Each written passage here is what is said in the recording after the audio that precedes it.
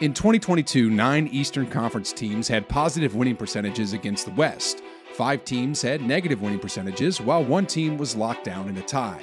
It's clear that the East has at least caught up to the West, and many can argue that as a collective conference, they've even surpassed what used to be a powerhouse. Today, we're going to go over the best player on each Eastern team, and with that being said, let's get started. All right, guys, I'm going to start this off with the Miami Heat, and this one is a no-brainer. It's Jimmy Buckets. In his first season with Miami, Butler carried a ragtag crew consisting of role players and young guns to the NBA Finals, and last season, he was one three-point shot away from doing it again. He's been consistently making all-star teams, all-NBA teams, all-defensive teams, and from what we've seen of Jimmy in the playoffs, he's the definition of a winner. If the Miami Heat just had a solid number 2 option, then they'd be looking really scary. Now, from one powerhouse team to another, let's now talk about the Boston Celtics, and for the ones wearing green, it's got to be Jason Tatum. Despite being 24 years old, Tatum has already achieved what most NBA players could only dream of.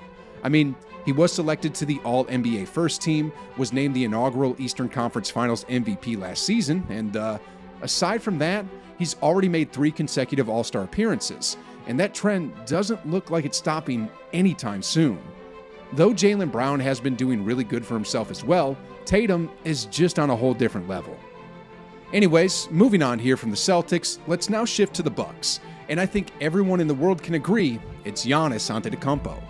To me, the Greek Freak is not only the best player on his squad, but he's also the player in the conference right now. I mean, in the last 4 years, Giannis has always been in the top 5 when it comes to the MVP race, and he's also got 2 MVP hardwares of his own.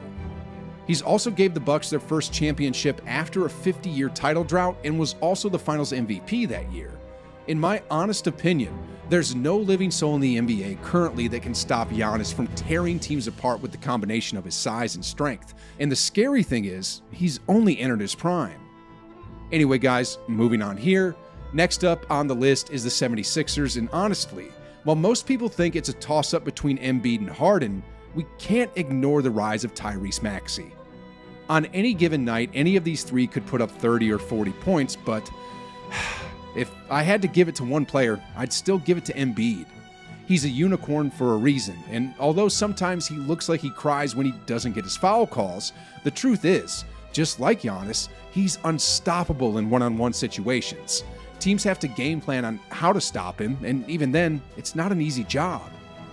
If someone said it was Tyrese or Harden for this season, though, based on what I'm seeing so far, I probably wouldn't put any effort in arguing back.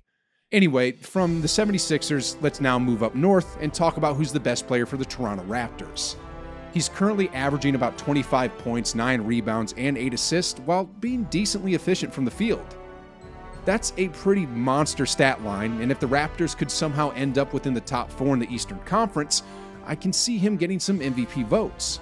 In saying that, though, there's a high chance that last season's Rookie of the Year, Scottie Barnes, might just pass him in a few years. I mean, I see glimpses of a perennial All-NBA player in him, and from just watching him, he plays a lot wiser than his age. But as of this season, it's still Siakam. Alright guys, next up we got the Chicago Bulls, and for this one, it's also another toss-up between Zach LaVine and DeMar DeRozan.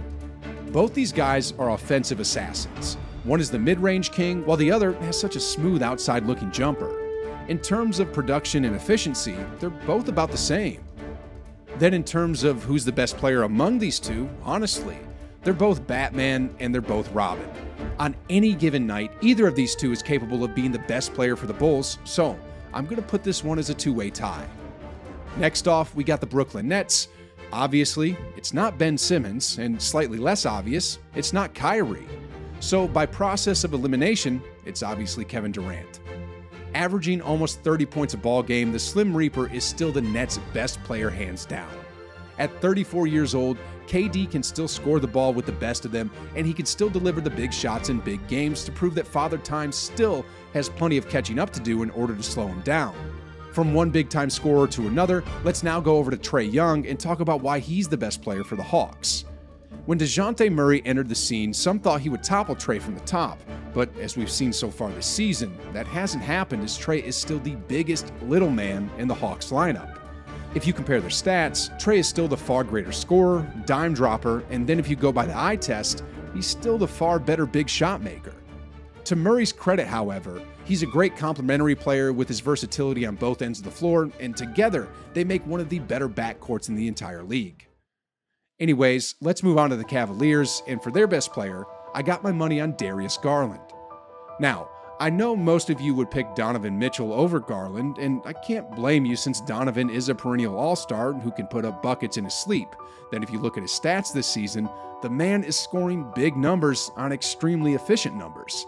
Still though, Donovan's performance so far this season is based on a small sample size, and if you look at their historical numbers, Garland is actually the more efficient scorer and team player. Sure, Donovan might be the flashier scorer, but overall, Garland is the better all-around player as he can do a lot more things on the court while remaining efficient at the same time. Moving on here, let's now talk about the Hornets, and I think we can all agree that LaMelo Ball is the best hooper on this team. Let's be honest here, guys. No one watched Hornets games until LaMelo arrived 2 seasons ago. I mean, apart from affecting the game on every level from scoring, rebounding, to assisting, LaMelo brought entertainment value when he entered the league with his jaw-dropping plays, and he didn't waste time as he made his presence felt by winning Rookie of the Year in 2021, and just last season, he followed through by being nominated as an All-Star at just 20 years old. The future certainly looks bright for the Hornets as long as LaMelo continues to steer the ship for them, and with solid players like Terry Rozier, Kelly Oubre Jr., PJ Washington, and Gordon Hayward, this team can do some real damage in the East once they get it all figured out. Anyway guys, next off we got the New York Knicks, and for the best player on this team, I actually got Jalen Brunson. I mean, in terms of effective field goal percentages, which includes the difference in point values of a 2 and a 3, Brunson is the most efficient when it comes to him, Julius Randle, and RJ Barrett. Then when it comes to stats, he's also currently leading the team in points per game and assists.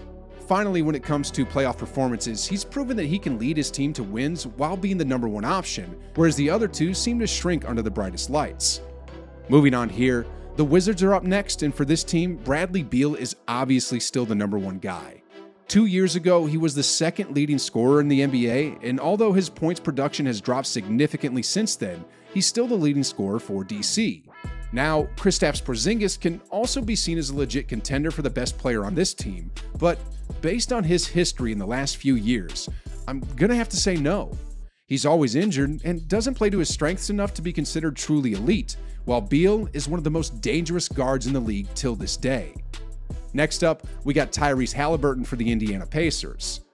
The blockbuster trade between the Pacers and the Kings last season was the perfect opportunity that Halliburton needed to fully showcase his potential. I mean, look, so far for the season, the third-year guard is averaging about 22 points, 9 assists, while shooting 49% from the field, 45% from 3, and 95% at the free throw line. Those are some mad numbers, and to be honest, Halliburton is currently flirting with an all-star season right now, and I wouldn't be surprised if he got the call. Anyways, the next team we got here is the Pistons, and there's definitely no better player on this team than Cade Cunningham.